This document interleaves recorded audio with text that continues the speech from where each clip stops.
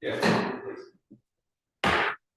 Morning. I'd like to call this special Darien Board of Education Policy Committee to start. This is Friday, January 19th, and I'd like to start with the election of the committee chairperson. Do I have a nomination? John? Mr. Brown is my nomination. Do I have a second? There's no second. Okay. Do I have any other nominations? Sarah? Nominate Julie Best. Okay. Do I have a second? Okay. I'd like to not, do I have it? I'll call for another nomination. I'm going to nominate John Cini. Do I have a second? Second your nomination. No? No. Okay. All those in favor of Julie Best as policy chair? Okay. Motion carries. Julie, thank you. Yes, so it doesn't carry. Do I We didn't have a second. We didn't have a second. For Julie. For Julie, we did. You got a second? All right. All those against? Yeah, we didn't do it again. You're right, against. All those against Julie. All right, all those abstaining. Are you voting? Are you abstaining or voting no? Abstaining. Congratulations. Thanks.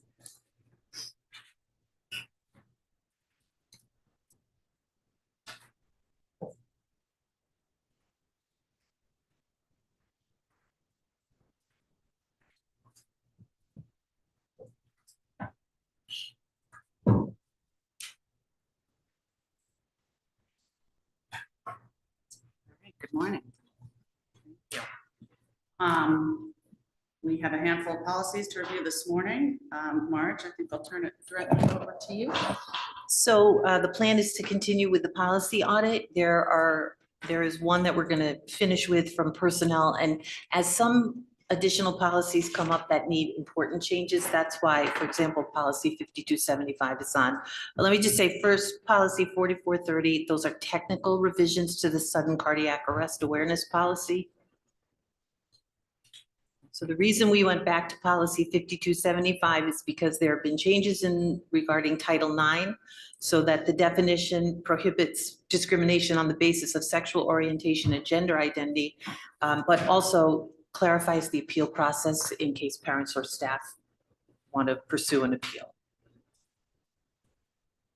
So policy 5300 is student use of the district's computer systems. There have been major revisions so that the policy more accurately reflects the state of computer software. I do want to go back and say that in the current policy, which we adopted in 2020, the definition of child pornography has the word cartoon with the strike through. That's my bad. The law was changed in 2020 to exclude cartoons from the definition of child pornography. Shipman and Goodwin has a funky software system, which is why they now recommend that instead of doing track changes, we just repeal our old policy and adopt a new one unless the changes are really minor. So I apologize for that, but the law did change in 2020. So. Wait, so Marge, I didn't quite follow that. So can you just, so the existing policy has the strike through. Has the word under the definition of child pornography has cartoon with the strike through. Okay. The new policy doesn't refer. So was that adopted with the strike through back in Yes. 2020? It was. But it wasn't removed. It should have been, so it should have been removed So because when it was part of the track changes, but So it that's was like a typo that didn't get corrected. correct. Yeah, For the final that was very generous version. description of it. Yeah. Right. So it should never have been there and now it's gone. Okay, and then sorry. No, it's okay. My bad. So you referred to a law that changed in 2020. Is that law referenced in here? And I'm sorry, we've had a very busy week. Yeah. I mean, it's referenced in the legal references. I mean, I can send you. The language, Right. if that's possible. Yep. So just to clarify, it was not Darien Board of Ed that struck the word cartoon. It was because No, of a it was new law, change in the Following law. statute. So maybe a little refresher on that, because that was February of 21. It wasn't that long ago, but if we could, that we approved that. So maybe we could just have that. Absolutely. I'm sorry, that was not, I'm 5275, but yeah. I'm, just to I'm, get it- I'm sorry, the date was 2020. 2020, I Right, think. Sorry, I just corrected myself. I was talking about the previous policy. It was 2020, but if we could just take a look again at what that change was, just before we go forward on this, that would be great. So the next policy, 9110, the changes were not totally significant, but Oh, they. I'm sorry, I wasn't ready to move on. Oh, I'm sorry. Yep. Okay, the other area that I'm struggling with is with some of the definitions. And I guess the clarity I'm seeking is this policy is only relevant to internet or digital content used over the school's computer systems, correct? Correct. It does not refer to any literary content in the libraries or anything like that. Right, this is student use of the district. Okay, and so these definitions are specific to the digital content? Right, I mean, they're legal definitions of what constitutes, for example, child pornography, but Right. they're, right, specific to. So I know that there was at some point an allegation that students violated this policy by distributing some digital content over our system. So if it doesn't fit in the definitions of this policy, then it's not a violation. Okay. All right, so thank you. Thanks for the clarification. All right, and if there's any other clarification that I can get either from Shipman or just the statute, I'm happy to do that. Dave? Do we have the definitions listed out anywhere? Pardon me? Do we have those? Do we have those definitions anywhere? You said there's definition of, say, child pornography. Where would we find that definition? Page 46 Page of the packet. 46. Yeah. That's the one that's applicable. A couple of the other definitions have undergone minor changes, but I highlighted that one because it was an issue. Okay, so that's the applicable one in the policy now. Perfect. I was confused if you're referring to a statute or something in your discussion. Thanks. And Marge, just to confirm, these are not our definitions. These No, are no, no. statutory. This is Shipman and Goodwin's model policy from law. Okay. Thank you. Anybody else have more on this? I think there's definitely going to be some clarity and follow-up on this one. This isn't a one and done type policy. Okay, So would you like to do that before we bring it to the board? yes. If that's okay. No, I would agree with that. And to your point, the hours were late when we received this packet. I think maybe the committee's going to want a few more minutes with this packet before we take these policies forward. At least I can speak for myself and say I could use a few I more concur. Thank you. When you say a few more minutes, another meeting. minutes. Yes, exactly. Thank you. That's what I mean. Thanks, Marge. Okay. So 9110, roll of board and members. There is nothing that substantively changes the roles, but Shipman's advice is if there's a statute, you should track it. So for example, under number 2C, our current policy says, consider, revise, and adopt a budget. Shipman suggests to consider and adopt an annual budget. So you technically can't revise your budget. You can make budget transfers and there's a policy. So it just clarifies and yes. Are we gonna get a red line of this, or is it just, do I have So to I read them side by tried, side? I tried to do the Shipman thing, but I can go back and do Yeah. red line. if I know that's- we're on a tight timeline here, but if we could No, get I that don't mind before we about that, discuss but again. After I missed cartoon, I was reluctant to, It's to do a that. Scrivener's error. It happens. Okay. It's all good. Okay. Thank you. What else is different in this policy besides that? I can go through, I just, for example, another example is our policy says to initiate and approve the acquisition and disposition of school sites, that's paragraph G. Shipman has added to provide for the proper maintenance of facilities. Again, it tracks the statute Okay. more closely, but I can do a red line version. Thank you. Thank you.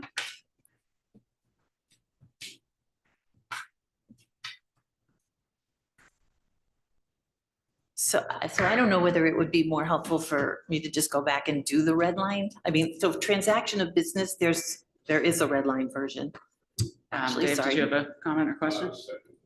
Oh, Well, there is, there I'm sorry, I was There not is one. consistent, I guess, so Yeah. there is a red line version of the transaction of business. Should we walk through that? That one seemed straightforward to me. Yeah.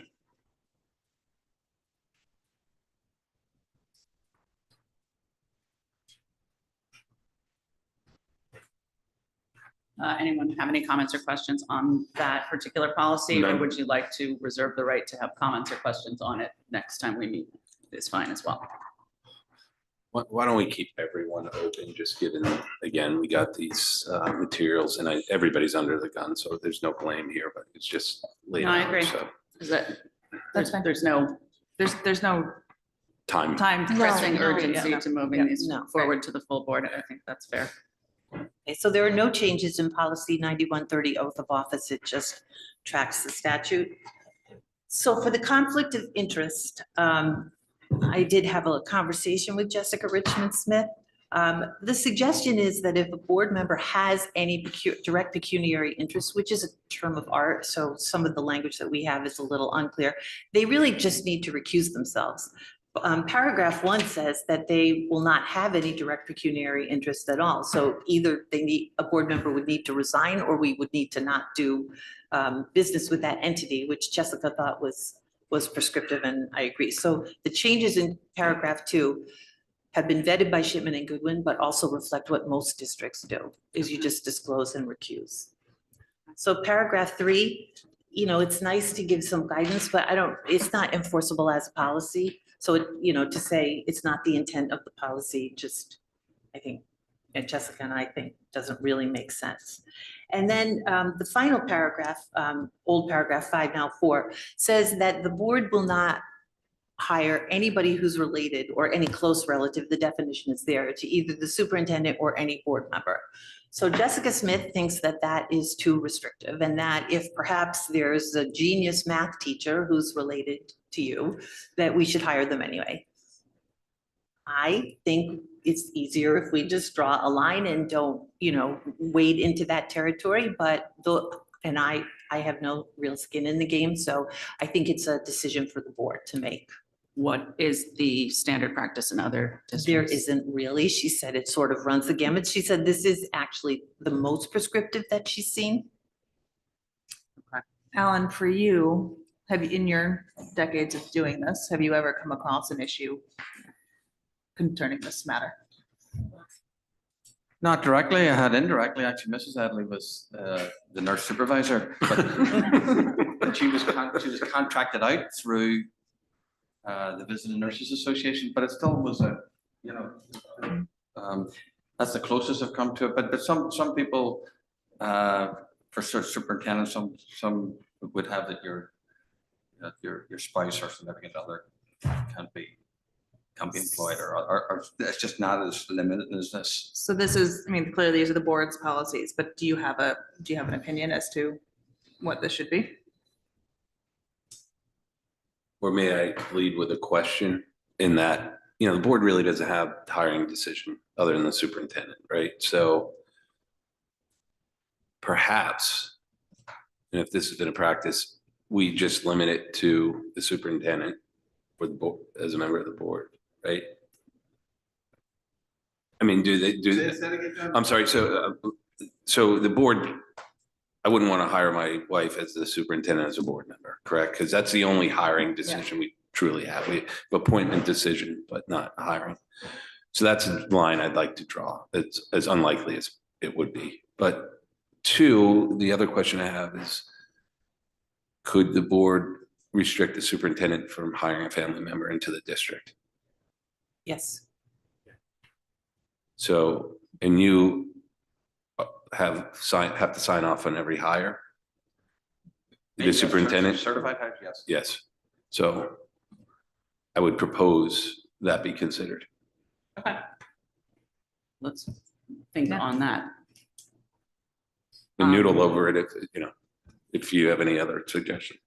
No, I honestly, it's really a real policy decision, so. The other thing, I can't really imagine the situation. Like, I would just talk pragmatically for a moment. I really wouldn't want someone, a relative of mine, working in any district I'm working in this capacity, because I think it does provide a wee bit of conflict of interest there. But then I would maybe think, okay, is there any scenario that I'm not thinking of where maybe it would make sense, or it would be plausible, in which case, in an exceptional circumstance, you could say it would have to come to the board first.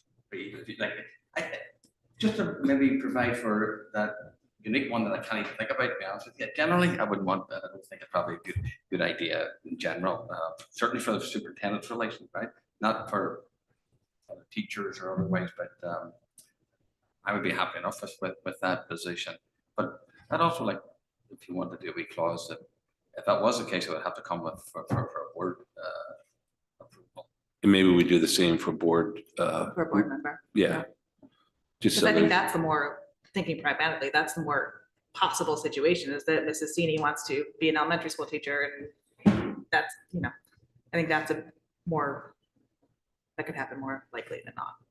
So we're saying in that case, we would consider it in a. and have the board And sign have the off. board sign Yeah. off on it. Yeah.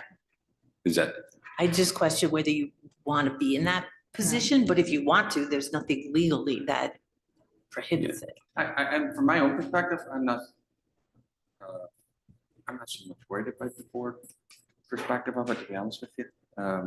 Not in the sense of the board, rephrase that. I would be open to hiring somebody from the board per se, but. right, I think the protection is that, again, I'm making up things, but if the board chair put pressure on the superintendent to hire a kin. Yeah. You'd want some That way oversight on that. Yeah, Right. Maybe we're overthinking it, so. Well, from my perspective only, if I hire a relative of Mrs. Best and it goes bad, it makes it more complicated that you're a board member. And that's, That I understand, but then to Dr. Adley's point, and another, for example, let's say we're looking for an elementary Spanish teacher and we're having a really hard time. And John's son graduates and he's a new elementary Spanish teacher, and maybe as a one-off, it's something that we want to consider and leave room for. So my closest one, the other closest one I've had was my director of human resources was the board chair's spouse. I can tell you that wasn't easy, to be No. honest with you. Like, I mean, it just was hard. Julie Davis. I'm sorry, Dave. Just to weigh in, in my mind, this is such an edge case. I don't think we need a prescriptive policy to really lock it down. And I think as long as there's transparency, should that happen, we would be fine. But that's my take. So what would you suggest? Just having it, Broad or vague or not even in here. How do you offer transparency? I'm just wanna.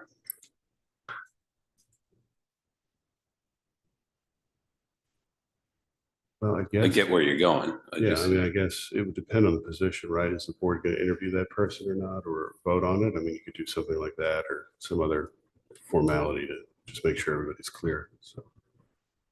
So most positions we wouldn't vote on or interview.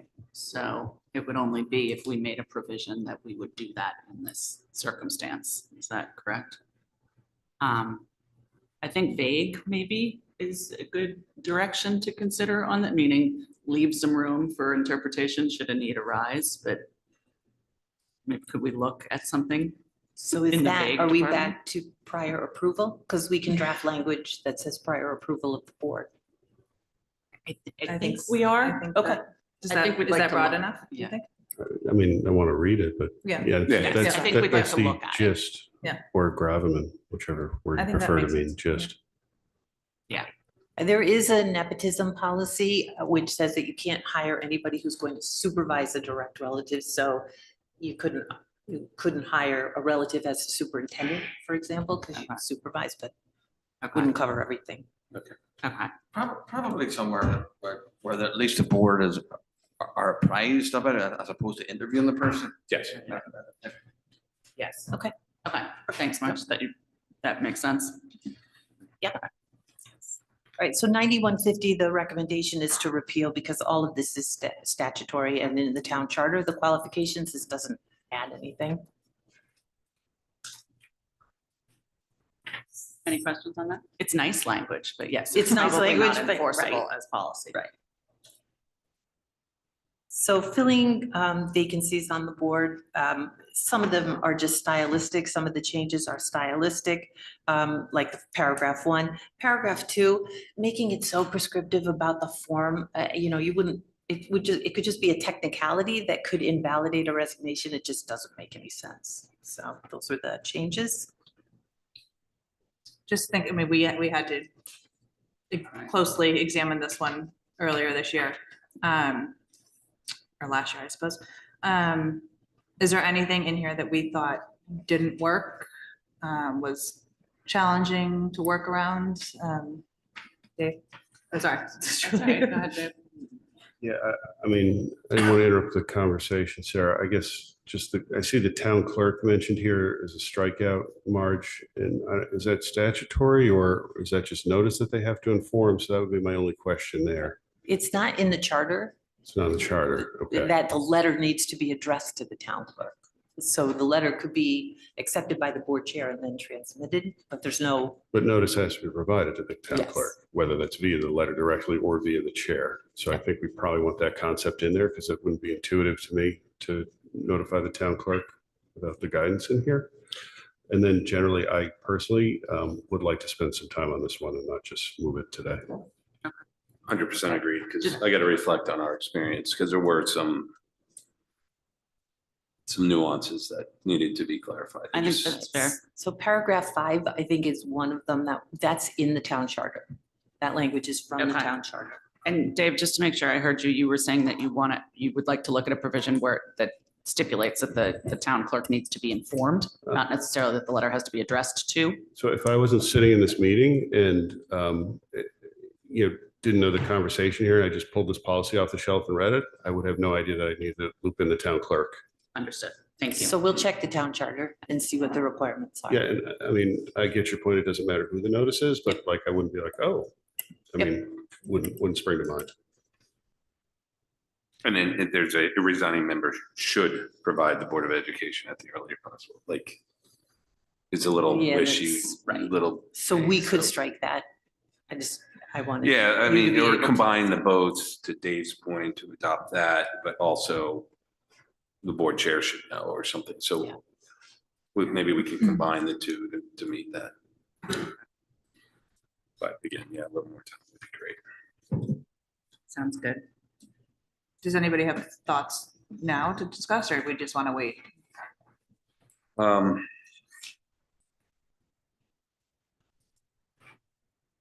Well, yeah, the other one was this timing of the meeting. There was some questions about that language, so I'd want to How really, soon or how quickly? yeah, because it says shall fill such vacancy at a meeting or special meeting convened for that purpose, so. Yeah, that was a little prescriptive in that we had to move pretty quickly. Just looking back at how that process worked, it seemed not, I don't know. Yeah, because it goes in paragraph 3, sorry, I didn't mean to cut you Yeah, off. no, go ahead. The Board of Education will schedule the election or of a replacement at the next regular board meeting. So there's like already confusion between Right, 1 at and the, 3. is it at the next regular board meeting, or is it a special A meeting? special meeting to be So- Or at a special meeting. Right. So that all. So that needs- seems. Yep. Not contradictory, but it confusing, was- yeah. It was Clarified. problematic, or not problematic, it was Yeah. vague enough where. so I there were think that time, questions. is this a model policy, or is this our? This is, so for example, the member of the same party is a local decision, but Yeah. otherwise it tracks Shipman and Goodwin's, not totally. I should say it doesn't really track totally because we needed to look at the town charter. So for example, paragraph 5 is from the town charter, not Shipman and Goodwin. Well, and be clear, the Connecticut General State Statutes 10/2019, I went to it at the time, and it is very prescriptive in terms of the responsibility of the board to fill the vacancy. So also let's look at that very closely, and maybe that's going to give us the Yeah. detail that we're seeking. I think the other sentence in here that was,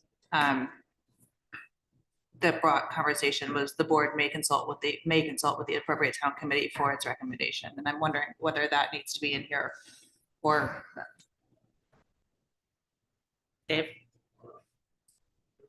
Were you done, Sarah? Sorry. I was just- Pardon? Were you done with your point?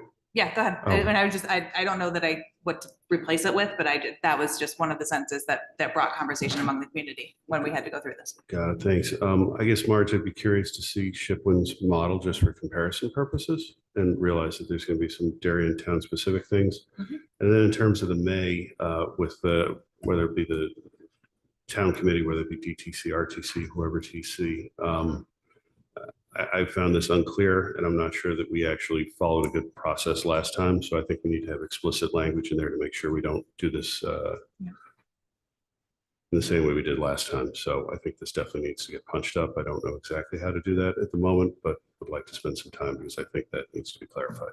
To Dave's point, I disagree. I thought we followed it. So there's enough vagueness where we Yeah. have disagreement. So What happens if there's an unaffiliated voter elected to the Board of Ed? and we have resigns. To be replaced. And then that person resigns? It's a good point. Mhm.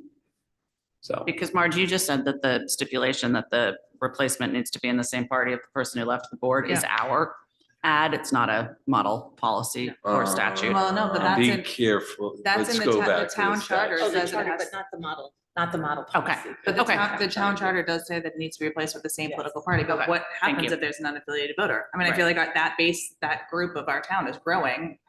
Oh, it's the largest Biggest. percentage. Yeah, so I don't necessarily see that that's. Yeah. So How do we handle that? can you ask that question? I will, I'll talk. I will. Good point. Thank you. Anyone have anything else for now on that? Okay. So removal of board officers, and again, I can come back with a red line, but the changes to this policy were relatively significant. And it's a serious thing to remove a board officer. And so the due process rights given to that officer are spelled out more clearly here. And then Julie, just to clarify that this is only for board officers, so it would be for the chair, the vice chair, and the secretary, and the removal for any other board member can only be done by the electorate, is that correct? Town charter. I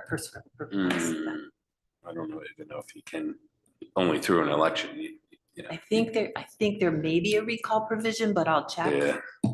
But only, I don't know how that works, I've never seen that happen, but if it were to, I don't know. I'm not sure it exists, but that would be another clarifying thing. And, sorry, go ahead, Dave.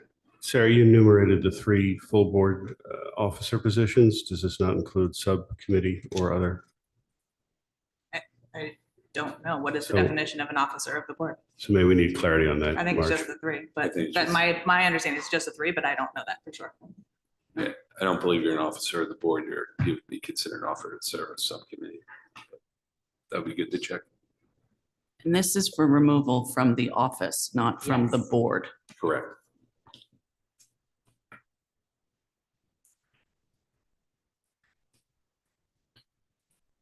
Anyone have anything else on that for now? All right, if we can check on that. All right. So I think, it sounds like we're in agreement that we will look at all of these again at our next meeting. Our next meeting is scheduled for February 9th. So that's not too far off. So does that sound reasonable to redline and, okay, great. Anyone have any other comments or I'll go? It's not the day after a late board meeting, is it? Probably, no, it shouldn't be right on a Thursday, on a Friday. So there'll be, none of these will be on the agenda for Tuesday, Correct. which makes sense. Yeah, I think we'll have enough on the agenda for Tuesday. Is there any public comment? Anyone in person? There are no raised hands. Okay, great. Entertain a motion to adjourn. John, second, Sarah, all in favor?